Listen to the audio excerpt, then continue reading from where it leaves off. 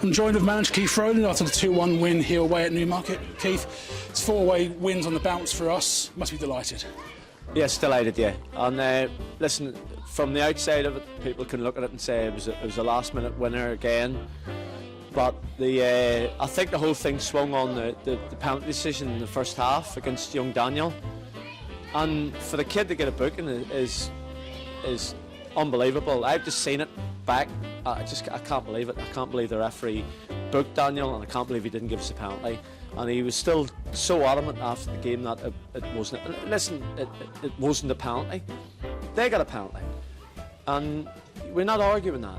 But the fact of the matter is, you hold your hands up sometimes to a mistake, and it was a big mistake from the referee. Again, like I said, we scored just before half-time with Daniel, so yeah. You go into with a little bit of a cushion, but second half we came out. Again, it was quite a bit of a fight of the game. It was like, a lot of second balls to be won. I thought they got themselves back in the game, and then obviously got their penalty and it went 1-1. And at half-time, you made a change. Brought off Marlon out Jack one, brought on Kobe Yaboa. What was the thought process behind that? Well, Marlon's obviously carrying a little bit of a niggle. Marlon wasn't really on he wasn't his sharp self today. He was limping a little bit, and we just said to him, listen, Mark, you have to be honest. And he came off, and Kobe came on, and thought he'd done quite well. But yeah, it was just a technical decision off an injury. And then, like I said, we came out, and the game got scrappy. But listen, people don't realise how tight a little pitch this is. This is up here in Newmarket, and to be fair to them, they got themselves back in the game, and we're not arguing anything to the fact that at 1-1 the game could have gone either way. I just felt we were a little bit wasteful, especially going down that end second half. We had probably 3 1-against-1s. Where, I mean, come on, they didn't have a 1-against-1 against our goalkeeper. Yes, they got a penalty, but we had 3 1-against-1s, and you've got to take one of them at least, and then you're asking the question of the other team to come out at you. And again, we're one of them, like I said, we want 1-1, and then again it was all about us. And then through Conor Hogan, fair play to him, he's now the one who scored in the whole squad now. So Conor got himself a goal. I thought it was a well-worked goal. We passed it, shifted it, moved it, and his timing of his run was brilliant. And it was a lovely little finish. And people can turn around and say, oh, that was it, we nicked that. But I'm not, from my point of view, I'm not really that sure. You don't have away from home at least 3 1-against-1s, and numerous occasions getting to the byline and being wasteful, and be lucky away from home. And like I said, that's four wins away from home. We're going into a 5th against Ipswich on Tuesday, which won't be easy. So, like I said, again, I'm going back to the incident with the referee in the first half with Daniel. If you show it in the highlights, it's gobsmacking. It really is gobsmacking that it's not a penalty, and it's even more it's ridiculous that he's been booked for it. And it just frustrates the life out of you. But I'm not complaining to the fact that we won 2-1. And like I said, we just move on to Tuesday now. By Tuesday we'll be focused on. By Monday we'll be focused on Ipswich. And obviously there's 2 schools of thought with last-minute wins, isn't there? You could say, we might have nicked it, but it also shows a good spine and a good resilience of the squad to just keep going. You never know when they're beaten, never know when to give up for a draw.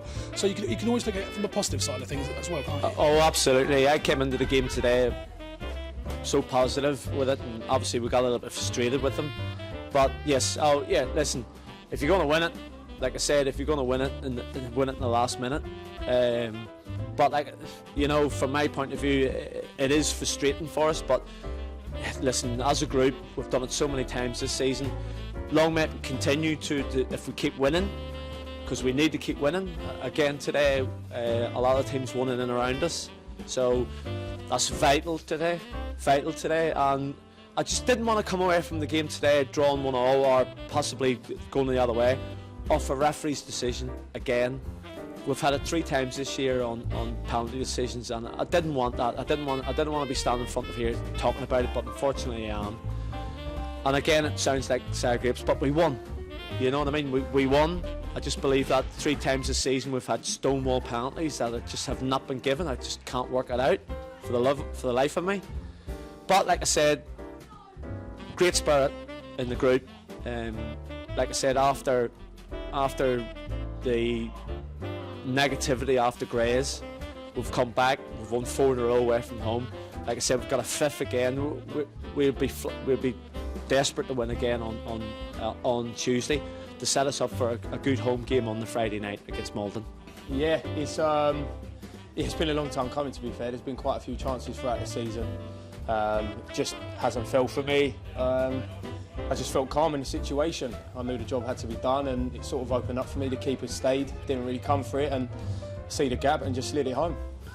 We took the lead in the first half, really good goal by Danny Ogunley. I think we should have had a penalty in the first half as well. What did you see of that from your side? 100%. I mean, obviously I'm on the bench the first half anyway, and from where we were sitting, it was a clear pen. We could see it from our angle. The ref was probably 10-15 yards from Danny, and I believe there's video footage already of the incident, and you can quite clearly see it is a pen. That got their backs up and allowed them to get a little bit of tempo and obviously go for it, and they just made it tricky at times. And you came on with like 23 minutes after play plus and then the added time. What was the message to you from Keith? The real message was to just sit in there for Withers. Obviously Withers come off with a bit of a knock, and just guard the back 4 and just keep things simple, and that's what I've done. And at the end we was going for it and the chance opened up and I just pushed on and took my chance. And we were just saying before the interview started that, you know, at one point it did look like maybe it wasn't going to happen for us, did it? Yeah, I mean, some games you sort of feel like you're in it all the way, which we was, but towards the end, after they scored, it started to feel like it was slipping away from us a little bit, and it could be one of them days when you come away to these places and you go home without anything. But lucky enough, we stuck in it, got the grip in the teeth, and yeah, we got the win. Yeah. And lastly, the game's come quick and fast still. There's no time to rest. We play Ipswich Wanderers away on Tuesday. What are your sort of thoughts ahead going into that game? I think the gaffer said after the game, I think that's 4 on the bounce away from home, is it now? Or at least 4 on it, like that, around about that. So the message was to just go again, just keep going, just keep the win streak going and see where we can climb up. I mean, I think next week we're the only team that plays Tuesday, Friday, and it allows us an opportunity to push up the table even more. So we'll see what happens. Well, thank you for your time, Connor. Well done today, and we'll see you on Tuesday. Cheers, Chris. Thanks, mate.